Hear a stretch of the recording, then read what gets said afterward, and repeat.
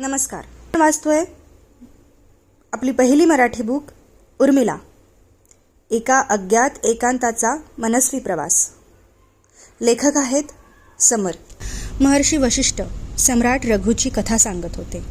सीता, उर्मिला, मांडवी आणि श्रुतकीर्ती या चौघी त्या कथेचे आनंदाने श्रवण करत होत्या. कथेतून रघुकुळाचा इतिहासही उलगडत असल्याने ती कथा रोचक वाटत होती. महर्षी वशिष्ठ म्हणाले, सम्राट दिलीप यांचे पुत्र रघु हे या वंशातील अतिशय थोर पुरुष होते. वचनाचे पालन करण्याकरिता सर्वस्व अर्पण करण्याची वृत्ती त्यांनीच या महान कुळात रुजवली. त्या काळी या साम्राज्याला कोसल राज्य या नावाने ओळखले जात असे. अयोध्या त्या साम्राज्यातील एक प्रमुख नगरी होती. सम्राट रघूंनी या कोसल राज्याचे साम्राज्यात रूपांतरण व्हावे याकरिता राज्यविस्तार केला.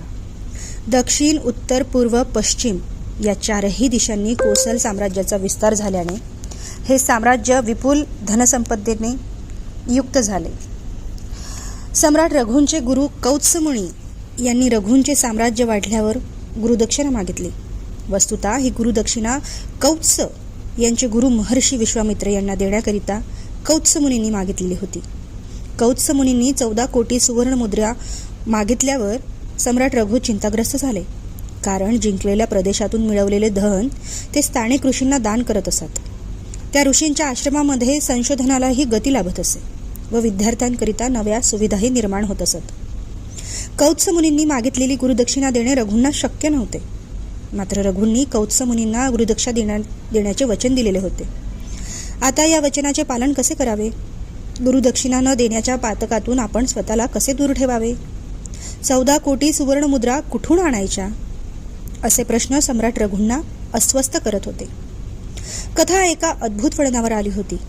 सर्व स्त्रिया महर्षींचे बोलणे लक्षपूर्वक ऐकत होत्या. मुनिवरांना 14 कोटी सुवर्णमुद्रा देण्यासाठी रघूंनी कुबेरावर स्वारी करण्याचा निर्णय घेतला. कोसल प्रांतातील सैन्य सोबत घेऊन त्यांनी कुबेरावर आक्रमण केले. कुबेर कितीही श्रीमंत असला तरी युद्धाला घाबरत असे.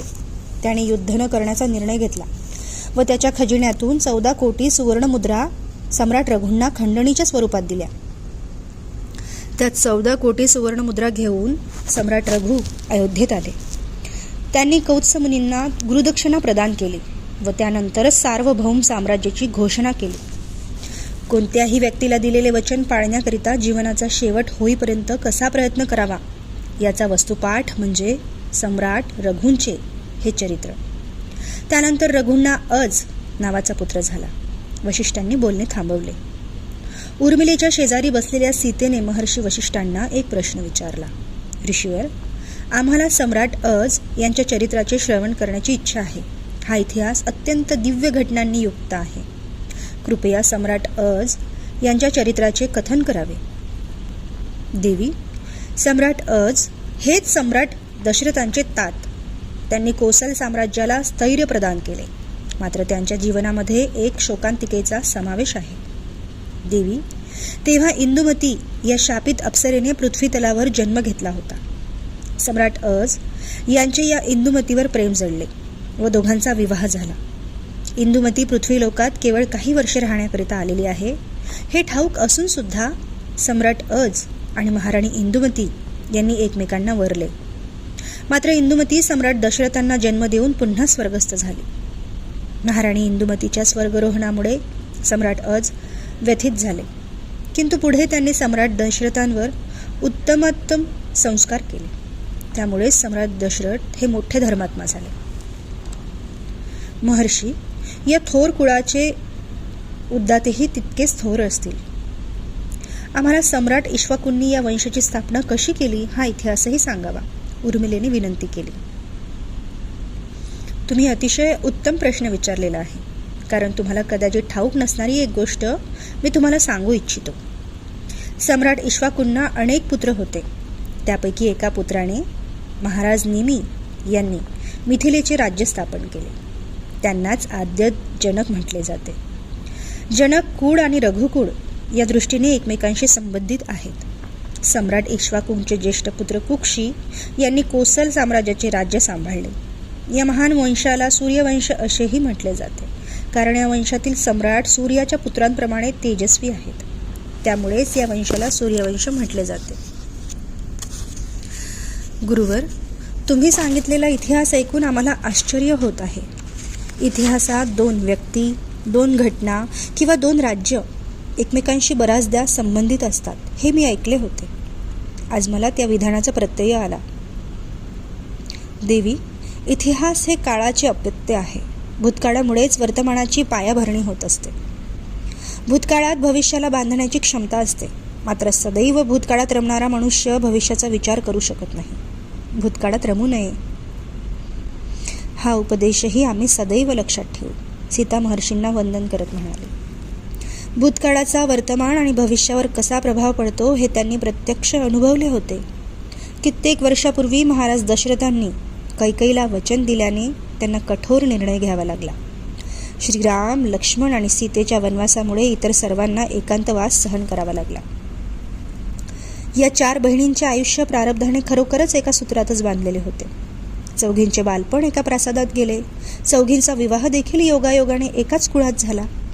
श्रीरामांच्या वनवासामुळे कोणा एकीला नव्हे तर चौघींना कधी ना कधी आणि वेगवेगळ्या पद्धतीने एकांतवासात राहावे लागले. आता चौघींचे बाळंतपणही एकाच वेळी आले. मंत्रपठणाचा कार्यक्रम झाल्यानंतर फलाहार घेत असताना चौघी याबाबत बोलत आश्चर्य व्यक्त करत होत्या. आपण चौघी गरोदर आहोत, मात्र प्रथम सीता ताईलाच मूल होणार. इथेही तिनेच अग्रक्रम पटकवला, श्रुतकीर्ती म्हणाली. हो, केवळ अग्रक्रम नव्हे तर जुळ्यांनाही जन्म देणार आहे, मांडवी म्हणाली. ती माझी मुलं तशी तुमचीही मुलं. तुम्ही मला एकटीला त्यांच्यावर हक्क सांगू देणार आहात का? सीतेने तिघींना विचारले. मुळीच नाही. तुझ्या मुलांना तुझ्याहून मीच अधिक प्रिय असेल, उर्मिला म्हणाली. कुणाला पुत्र होणार आणि कुणाला कन्या होणार हीच उत्कंठा मला लागलेली आहे. तुम्हाला काय वाटतं बरं? सीतेने तिघींना विचारलं. ताई, मला मातांनी सांगितलं आहे की माझा पुत्रगर्भ असण्याची शक्यता आहे, उर्मिला उत्तरली. मला अद्याप असं काहीच सांगितलेलं नाही. दिवस जाऊन अद्याप फार काळ झालेला नाही. एकदा गर्भ विकसित झाला की सांगता येईल, मांडवीने तिचे मत व्यक्त केले. हो, मलाही कुणी काहीच सांगितलेलं नाही, श्रुतकीर्तीनेही खांदे वर करत नकारार्थी हातवारे केले. कळेलच, उर्मिलेच्या आणि माझ्या प्रसूतीला अगदी काही दिवस शिल्लक आहेत. आता राजप्रासादात केवळ लहान मुलांचाच आवाज ऐकू येईल. सर्वांचे लक्ष त्या मुलांकडेच असेल. सीता उत्सुकतेने भविष्याची प्रतीक्षा करीत होती. चौघींचे बोलणे सुरू असताना राजमाता कौसल्या आणि सुमित्रा त्यांच्या कक्षात आल्या. चौघी अगदी प्रसन्न दिसत आहात. कशाबाबत चर्चा सुरू आहे? कौसल्याने विचारले. आम्हा चौघींचे बाळंतपणही एकाच वर्षी आले. या योगायोगामुळे आश्चर्य वाटत आहे. आयुष्यभर आम्ही सर्व काही एकत्रच केले. विवाह देखील एकाच ठिकाणी आला. आता गर्भधारणाही एकाच वर्षादरम्यान झाली, सीतेने स्मित करत सांगितले. आम्हा तिघींचेही असेच झाले होते. तुम्ही तरी काही मासांच्या अंतराने मुलांना जन्म देणार आहात. आम्ही तिघी राण्या एकाच रात्री प्रसूत झालो होतो. तसे क्वचितच घडते. आम्ही जी रात्र पाहिली तशी रात्र तुम्ही कुणीच पाहू शकणार नाही. त्या रात्री 4 पुत्र जन्माला आले. सीतेप्रमाणे सुमित्रेलाही 2 गर्भांचा सांभाळ करत होती, कौसल्याने आठवण सांगितली. पुढे सुमित्राही म्हणाली, हो, ती रात्र अतिशय आनंददायी होती. या चौघांचे लहानसे हात, पाय आणि चेहरा पाहून आमचे मन ती भावना सांगण्यासाठी शब्दच सुचत नाहीये. कसं सांगू? या चौघांचे खेळ, हसणे, रुसणे, उद्यानात बागडणे, रडणे सारे काही रमणीय होते. कोणत्याही लहान मुलाची हालचाल लोभसच असते. ते आपले मूल असले तर अधिकच लोभस वाटते. तुम्ही चौघी आता मातृत्वाचा आनंद घेणार आहातच. आम्हाला कशाचीही चिंता नसल्यानेच आम्ही आनंद साजरा करू शकतो. तुम्ही आम्हाला मार्गदर्शन करत आहात म्हणूनच आम्हाला चिंता वाटत नाही, मांडवी म्हणाली. तुमच्यासारख्या गुणी आणि समजूतदार स्त्रियांना गुणवान मुले होती. आम्हाला आता केवळ तुमचा आणि मुलांचा आनंद बघायचा आहे. त्याकरिताच आम्ही जगत आहोत. माझा तुम्हा चौघीवर विलक्षण विश्वास आहे. ज्याप्रमाणे राम, भरत, लक्ष्मण आणि शत्रुघ्न एकमेकांची काळजी घेत जगत आहेत, त्याचप्रमाणे तुमची मुलेही स्नेहभावाने एकमेकांसह राहतील. अयोध्येचे भविष्य तुमच्या गर्भात उत्तमरित्या वाढत आहेत. त्याची तुम्ही आता जितकी काळजी घेत आहात तितकीच काळजी त्यांचा जन्म झाल्यावरही घ्या. या क्षणी त्यांच्या शरीराची काळजी घ्या आणि जन्म झाल्यावर त्यांच्या मनाला आकार द्या. कौसल्या म्हणाली. माता, तुमच्या पंखाखालीच ही मुले वाढतील. त्यांच्या व्यक्तिमत्वाला योग्य तो आकार प्राप्त होणार आहेच. स्मितेने स्मित केले. श्रीरामांच्या कार्यपद्धतीची अनेक वैशिष्ट्ये होती. त्यांच्या राजवटीत अयोध्येचा नागरिक कोणत्याही प्रहरी न्यायदानाची अपेक्षा करू शकत होता. श्रीरामांच्या राजसभेची द्वारे सामान्यकरिता सदैव उघडी होती. सैन्यातही नवा उत्साह संचारला होता. सर्वात महत्वाचे म्हणजे राज्यात स्थैर्य प्रस्थापित झाले होते, कारण अयोध्येचे तिन्ही राजपुत्र नव्या राजाप्रती एकनिष्ठ होते. अयोध्येमध्ये आनंदाचे वातावरण असताना काही समाजकंटक महाराणी सीतेच्या शुद्धतेबाबत प्रश्नचिन्ह उपस्थित करू लागले. नगरामध्ये उलटसुलट चर्चा सुरू झाल्या. वस्तुतः रावणाच्या अशुद्ध चित्ताची निंदा होणे अपेक्षित होते, मात्र त्या पापी राजाने अयोध्येला उत्तराधिकारी देणाऱ्या महाराणीचे अपहरण केल्याने काही शंखेखोर व्यक्तीच्या मनामध्ये निंदनीय प्रश्न उपस्थित झाले. सीतेवर तथाकथित अशुद्धतेचे आरोप होऊ लागले. जेव्हा अयोध्येच्या प्रत्येक घरामध्ये ही चर्चा रंगू लागली, तेव्हा मंत्र्यांनी संकोचतच श्रीरामांना ही वार्ता सांगितली. ती वार्ता ऐकता श्रीरामांना दुःख झाले. अग्निदेव आणि ब्रह्मदेव यांनी सीता पवित्र आहे असे सांगूनही काहींच्या मनात शंका आलीच. मात्र लोकनिंदा राजाच्या आणि राणीच्या प्रतिष्ठेला अहितकारक आहे असे श्रीरामांना वाटले. त्यांनी तिन्ही भावांसमोर हा विचार मांडला. राजकुळाची निंदा होण्यापेक्षा सीतेचा त्याग करणे उचित मानून श्रीरामांनी सीतेचा त्याग केला. श्रीरामांनी सीतेला वनात सोडण्याची आज्ञा लक्ष्मणाला दिली. त्यानुसार लक्ष्मणाने दुःखद अंत करणारे सीतेला गंगेच्या किनाऱ्यापर्यंत पोहोचवले व तिचा निरोप घेतला. ही घटना अकस्मात घडली. प्रासादातील सर्वांना ही वार्ता कळण्यापूर्वीच लक्ष्मण सीतेला घेऊन वनाकडे निघाला होता. उर्मिलेची प्राणप्रिय बहीण तिला पुन्हा एकदा सोडून गेली. तिला निरोप देता आला नाही. तिच्या जीवनातील दुःखाची मालिका काही केल्यास संपत नव्हती. सीता कुठे गेली? ती कुठे राहील? तिच्या मुलांचे काय होईल? त्या मुलांचे संगोपन कोण करेल? मला तिची काळजी घेण्यासाठी तिच्या समवेत राहता येईल का? सीतेसह राहण्याची अनुमती लक्ष्मण देतील का? उर्मिलेच्या मनात येणाऱ्या सर्व प्रश्नांची उत्तर नकारात्मकच होती. या दुःखाचा डोंगर तिच्या मस्तकी इतक्या अकस्मात कोसळला की यावेळी अनेक आप्त सोबत असूनही तिच्या तोंडून शब्द फुटत नव्हता. दुःख कसे व्यक्त करावे हे कळत नव्हते. तिची जणू वाचाच गेली. यावेळीही उर्मिलेने ईश्वराकडे प्रार्थना केली. देवा, तुझ्या कृपेने सीतेची आणि तिच्या मुलांची काळजी घेणारा कुणी पुण्यात्मा सीतेला सापडावा, असंच ती मनोमन म्हणत राहिली. देवाने तिची प्रार्थना ऐकली. सीतेला महर्षी वाल्मिकी नावाचे पुण्यात्मा भेटले आणि त्यांनी सीतेला त्यांच्या आश्रमात आश्रय दिला. त्याच आश्रमात सीतेला 2 तेजस्वी मुलं झाली. महर्षींनी त्यांचं नामकरण केलं, लव आणि कुश. सीतेच्या जाण्यानंतर काही दिवसातच उर्मिलेला प्रसूती वेदना सुरू झाल्या. तिच्या पोटी अत्यंत निरोगी पुत्राने जन्म घेतला. लक्ष्मण आणि उर्मिलेने त्याचे नाव पूर्वीच निश्चित केलेले होते, अंगद. त्या दोघांसाठी हा क्षण अत्यंत मोलाचा होता. त्या दोघांनी अत्यंत धीराने वनवासाचा 14 वर्षाचा सहन करत मोठ्या आशेने या क्षणाची वाट पाहिली होती. लक्ष्मण वनवासात असताना उर्मिलेला लहान मुले दिसत असत, तेव्हा तिला दुःख होत असे. तिच्या तारुण्याची प्रमुख वर्षे एकांतवासात गेली होती. मात्र तिचे तारुण्य ओसरले नव्हते. उलट आता जीवनाकडे बघण्याचा एक पोक्त दृष्टिकोन तिला मिळाला होता आणि तेच संस्कार तिच्या गर्भावर झाले होते. अयोध्येच्या राजप्रासादात आकर्षणाचे हे नवे केंद्र तयार झाले. प्रत्येकाला या तान्ह्या अंगदाला खेळवण्याची, त्याच्यासह वेळ व्यतीत करण्याची इच्छा होत असे. मांडवी आणि श्रुतकीर्तीला नुसतेच डोहाळे लागले होते. त्या दोघी अंगदकडे पाहून आनंदित होत असत. आता मांडवी आणि श्रुतकीर्तीपैकी कुणाला कन्यारत्न प्राप्त होणार याकडे सर्वांचे लक्ष लागले होते. मात्र मांडवी आणि श्रुतकीर्तीलाही पुत्ररत्नच प्राप्त झाले. मांडवीच्या पुत्राचे नाव तक्ष आणि श्रुतकीर्तीच्या पुत्राचे नाव शत्रुघाती असे ठेवण्यात आले. या 3 बाळांसाठी राजप्रासादात एक विशेष कक्ष तयार करण्यात आला.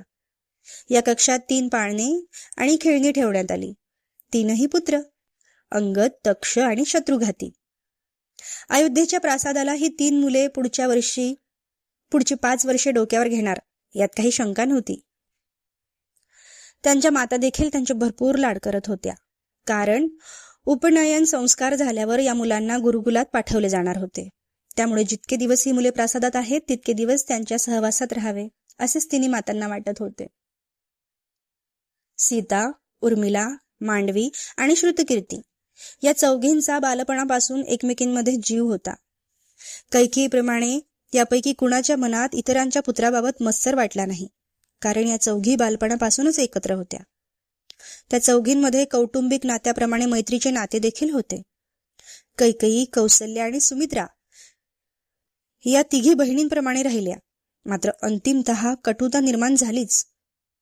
कैकेयी आणि कौसल्याचे नाते स्नेहाचे असले तरी रक्ताचे नव्हते. त्यामुळे या दोघींच्या नात्यामध्ये काहीशी कृत्रिमता होती. मात्र इथे मिथिलेच्या या 4 बहिणींचे नाते रक्ताचे, स्नेहाचे आणि प्रेमाचे होते. त्यामुळे राजप्रासादात जन्म घेणाऱ्या 3ही मुलांचा जन्मताच 3 मातांचा स्नेह लाभला होता. सीता प्रासादात असती तर तिनेही स्वतःच्या मुलांप्रमाणेच या तिघांचे लाड केले असते. त्या चौघींमध्ये असलेल्या या स्नेहामुळे सीतेच्या स्वर्गारोहणानंतर तिच्या मुलांना सीतेच्या 3ही बहिणींना स्वतःचीच मुलं मानली. वर्षभरातच उर्मिला, मांडवी आणि श्रुतकीर्ती या तिघींना पुन्हा दिवस गेले. वर्षभरातच प्रासादात 3 नव्हे तर 6 बालके धुमाकूळ घालणार होती.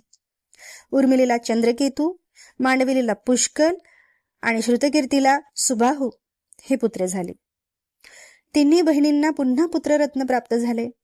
6 अपत्यांपैकी एकही मुलगी नव्हती. त्यामुळे मुलीला वाढवण्याचा आनंद तिघींपैकी कोणालाही लाभला नाही. तिघींपैकी एकीच्या पोटी कन्येने जन्म घेतला असता तर तिघींनी त्या कन्येचे खूप लाड केले असते. मात्र मिथिलेच्या बहिणींना पुत्ररत्नच लाभले. उर्मिलेचे अंगद आणि चंद्रकेतू, मांडवीचे तक्ष आणि पुष्कल, श्रुतकीर्तीचे शत्रुघाती आणि सुबाहू. कुठे कोणी खेळत तर कुठे कोणी रांगत होते, कुठे कोणी उच्चारण करत होते तर कुठे कोणी शिकत होते. हे राजकुमार एकमेकांच्या मागे मागे धावत असत. एखाद्याला धावताना जमिनीवर पडल्याने जखम झाली तर वडील त्याला प्रेमाने उचलत, त्यांच्या व्रणावर स्वतः औषध लावत. उपनयन संस्कार झाल्यावर या मुलांना ऐश्वर्य अनुभवता आले. मिथिलेच्या 3ही बहिणी या वाढत्या मुलांना उत्तम पदार्थ भरवत असत. सर्वत्र आनंदाचे वातावरण होते. या मुलांचा जन्म झाल्यावर महाराज आणि राजकुमारांनी दानधर्म केल्याने या मुलांना गोरगरिबांचे आशीर्वाद लाभले. बघता बघता मुलं लहानाची मोठी होऊ लागली. दिवसामागून दिवस जात होते. दुःखाचा काळ जितका प्रदीर्घ वाटतो तितकाच आनंदाचा काळ सूक्ष्म वाटतो. या लहान मुलांमागे पळण्यात, त्यांना भरवण्यात, त्यांना उच्चार शिकवण्यात दिवस कसे गेले हे या तिघींना सुद्धा कळले नाही. आता या लहान खेळकर मुलांवर उपनयन संस्कार होणार होते. त्यांच्या विद्याग्रहणाची सुरुवात होणार होती. मात्र उर्मिलेसाठी अजून एक दुःख तिची वाट बघत होते. तिच्या जीवनातून एक एक माणूस दूर जाण्याची सुरुवात झाली होती. आधी सीता, मग अंगद, चंद्रकेतू, श्रुतकीर्ती आणि मांडवीही तिच्या जीवनापासून दूर जाणार होते. अंगद आणि चंद्रकेतू विद्याग्रहणानंतर तिच्याकडे परतणार होते ही एकमेव सुखद गोष्ट होती. मात्र उर्वरित सर्वजण तिच्यापासून हळूहळू दूर जाणार होते. वनवासापुढील काळाचा पूर्वार्ध जितका अनपेक्षित आणि सुखावह होता तितकाच उत्तरार्ध वेदनादायी होता. सुख तिच्या जीवनात फार काळ राहिलेच नाही. प्रथमतः तक्ष, अंगद आणि शत्रुघाती यांनी गृही पाठवण्यात आले. त्यांच्या शिक्षणाची सुरुवात झाली. महर्षींच्या आश्रमात या सर्व मुलांना विद्याग्रहणासाठी पाठवले गेले. काही काळातच चंद्रकेतू, सुबाहू आणि पुष्कलला सुद्धा आश्रमात पाठवण्यात आले. अनेक ऋषींनी या मुलांना नीती, न्याय, शास्त्र, कला, शस्त्रविद्या, युद्धशास्त्र, संगीत, वेद आणि कर्तव्य या मूल्यांची सुधा दिली. परिणामतः अयोध्येचे राजपुत्र नीतिवान निपजले. अयोध्येत श्रीराम तिन्ही भावंडासह विचारविनिमय करून या मुलांच्या भविष्याची व्यवस्था करत होतेच. साम्राज्य विस्तार करावा, नवी राज्ये अयोध्येच्या साम्राज्यामध्ये समाविष्ट करावी, त्यापैकी काही राज्यांचे उत्तरदायित्व या राजपुत्रांना द्यावे आणि भविष्यात गृहयुद्ध होणार नाही याची व्यवस्था करून अवताराची सांगता करावी असे श्रीरामांच्या मनात होते. भरत आणि शत्रुघ्नाच्या जीवनातही आता युद्धाचा प्रसंग आला. त्यांना वीरतेचे प्रदर्शन करण्याची संधी मिळाली. अयोध्येच्या वीरांनी भारतवर्षाच्या दोन्ही सागरी सीमांना स्पर्श करण्याचा निर्णय घेतला. त्यानुसार अयोध्येत युद्ध सराव सुरू झाला. साम्राज्य विस्तारासाठी वीर सज्ज झाले. लक्ष्मणाला युद्धाचा अनुभव होताच. दक्षिणेकडील बहुतेक राजांनी श्रीरामांचे अधिपत्य मान्य केले होते. महाराज विभीषण आणि महाराज सुग्रीव हे श्रीरामांचे भक्तच होते. आता पश्चिम आणि पूर्वेकडे साम्राज्य विस्तार करण्याची वेळ होती. श्रीरामांच्या जीवनाचा प्रमुख उद्देश राक्षसांचा निष्पात करणे हाच होता. त्यामुळे अयोध्येचे साम्राज्य वाढवताना त्यांनी प्रामुख्याने राक्षसांच्या राज्यावरच आक्रमण केले. सर्वप्रथम श्रीरामांना लवणासुराच्या मधुपुरीवर आक्रमण करावे लागले, कारण त्या राक्षसाने सर्व ऋषीमुनींना मारण्याचा निश्चयच केला होता. एके दिवशी सर्व ऋषीगण श्रीरामांच्या राज्यसभेत येऊन विनवणी करू लागले. हे अयोध्या नरेश, तुम्ही कायमच ऋषीगणांचे संरक्षण केलेले आहे. अगदी किशोर अवस्थेपासून तुम्ही राक्षसांचा वध करून धर्माचे रक्षण करत आहात. राक्षसांच्या राजालाही तुमच्या सामर्थ्यवान हातांनीच ठार केले होते. राजन, मधुपुरी नामक राज्यात लवणासूर नावाचा राक्षस राज्य करत आहे. त्याच्या राज्यातील केवळ प्रजाच नव्हे तर अगदी पशु देखील लवणासुराच्या अत्याचारामुळे त्रासलेले आहेत. तुम्हीच आमचे रक्षण करू शकता. ऋषीगण आकांताने श्रीरामांना सांगू लागले. ऋषीवर, आम्ही त्या राक्षसाला अवश्य दंडित करू, परंतु त्या राक्षसाने नेमका काय अनाचार केला आहे हे सांगावे, जेणेकरून त्यानुसार त्या राक्षसाला दंड देण्यात येईल. श्रीरामांनी नम्रतापूर्वक विचारले. राजन, तो राक्षस दिसेल त्या प्राण्याला मारून त्याचे भक्षण करतो. त्याच्यात मनुष्यत्वाचा एकही अंश नाही. त्याने ऋषीगणांना वैरी मांडले आहे. पशूंसह ऋषींनाही ठार मारत मनुष्य देहाचे भक्षण करताना त्याला लज्जा किंवा भीती वाटत नाही. तो आश्रमांना केवळ जाळत नाही तर आश्रमातील शिष्यांनाही त्याच्या राजप्रासादात नेतो. त्या कोवळ्या मुलांचे भक्षण करतो. त्या राक्षसाला मृत्यूच रोखू शकतो. रघुनंदन, या राक्षसाला मृत्यूदंडच देण्यात यावा. सर्व ऋषींनी मृत्यूदंडाची मागणी केली. लवणासुराने केलेले गुन्हे अक्षम्य आणि मृत्यूदंडास पात्र होते. त्यामुळे श्रीरामांनी लक्ष्मणाला सांगितले. लक्ष्मण, त्वरित या ऋषीगणांसह मधुपुरी या क्षेत्री जा. ते नगर देवतांनी वसवलेले आहे. त्यावर या मनुष्यभक्षी राक्षसाने राज्य करणे योग्य नाही. त्याचा वध कर. श्रीरामांची आज्ञा ऐकताच भरत म्हणाला. राजन, लक्ष्मणाने वनवासात अनेक राक्षसांचा वध केला आहे. यावेळी मी ऋषीगणांची सेवा करतो. भरताचे वाक्य ऐकून शत्रुघ्नानेही मधुपुरीत जाण्याची इच्छा व्यक्त केली. नाही राजन, तुम्ही वनवासात असताना दादाने मोठ्या धैर्याने हे राज्य सांभाळले, किंतु माझ्यावर कोणतेही दायित्व सोपवले नाही. कृपया यावेळी मला संधी द्यावी. मी त्या लवणासुराचा वध करेल. शत्रुघ्नाला त्याच्या पराक्रमाचे दर्शन करण्याची संधी देणे उचित ठरेल. बंधू, या ऋषीगणांना, मधुपुरीच्या प्रजेला आणि निर्दोष पशूंना त्या लवणासुराच्या त्रासातून मुक्त कर. तू हे पवित्र कार्य केले तर देवता अवश्य मधुपुरीत येऊन तुझे अभिनंदन करतील, कारण देवतांना मधुपुरी अत्यंत प्रिय आहे. श्रीरामांनी शत्रुघ्नाला आज्ञा दिली. हे राजकुमार, लवणासुराचा वध सहज शक्य आहे. तुम्हाला केवळ एका शस्त्राचा उपाय शोधावा लागेल. लवणासुराचे शूल अत्यंत प्रभावी आणि तीक्ष्ण आहे. त्या शूलानेच तो सर्वांचा वध करतो. त्याच्याशी युद्ध करताना लवणासुराने शूलाचा प्रयोग केल्यावर कृपया सावध व्हावे. त्या शूलाचे तुकडे झाल्यावर तो सामर्थ्यहीन होईल. ऋषींच्या सूचनांचे श्रवण करत शत्रुघ्नाने मनोमन लवणासुराचा वध करण्याचा निश्चय केला. शत्रुघ्नाने त्याच दिवशी मधुपुरीकडे प्रस्थान केले. मधुपुरीच्या द्वाराजवळ पोहोचताच त्याने लवणासुराला युद्धासाठी ललकारले. दोघांमध्ये घोर युद्ध सुरू झाले. मात्र शेवटी शत्रुघ्नाचा विजय झाला. मधुपुरीची प्रजा आनंद साजरा करू लागली. श्रीरामांनी म्हटल्याप्रमाणे खरेच देवता शत्रुघ्नाचे अभिनंदन करण्यासाठी मधुपुरीत आले. देवतांच्या राजाने अर्थात इंद्रदेवांनी शत्रुघ्नालाच मधुपुरीवर राज्य करण्याचा सल्ला दिला. तसेच मधुपुरीचे पुनर्निर्माण करण्याचीही सूचना दिली. शत्रुघ्नालाही तो प्रदेश भावला होता. त्याने किमान एक तप तरी या राज्यात राहण्याचा निर्णय घेतला. मधुपुरी जिंकून अयोध्येत परतलेल्या शत्रुघ्नाने त्याचा मनोरथ श्रीरामांना सांगितला.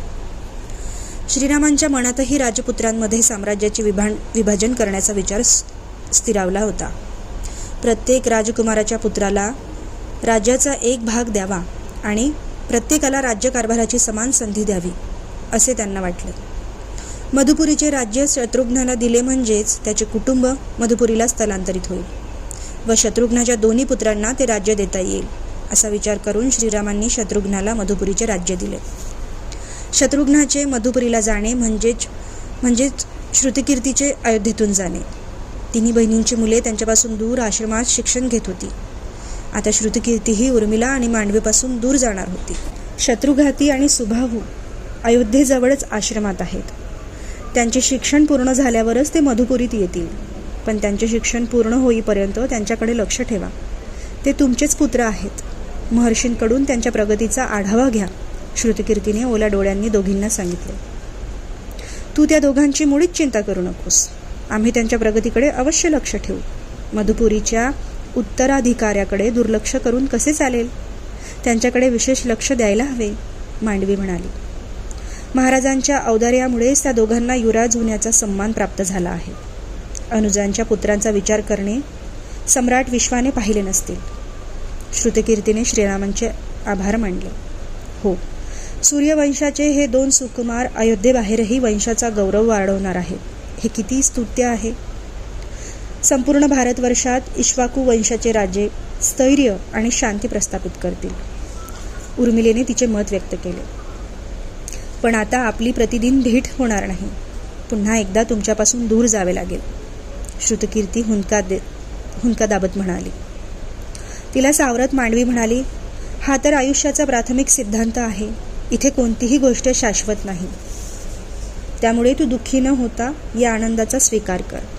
काहीतरी प्राप्त करण्यासाठी काहीतरी गमवावे लागतेच. आम्ही तुझी आठवण येताच मधुपुरीला येऊ शकू. मांडवीने समजावल्यावरही श्रुतकीर्तीचे अश्रू थांबले नाहीत. ती मांडवीच्या खांद्यावर डोकं ठेवून रडू लागली. उर्मिलेच्या आणि मांडवीच्या डोळ्यांतूनही अश्रूच्या धारा वाहू लागल्या. या भावपूर्ण वातावरणातच दोघींनी श्रुतकीर्तीला निरोप दिला. श्रुतकीर्ती आणि शत्रुघ्न यांना मधुपुरीत जाऊन काहीच दिवस झाले होते.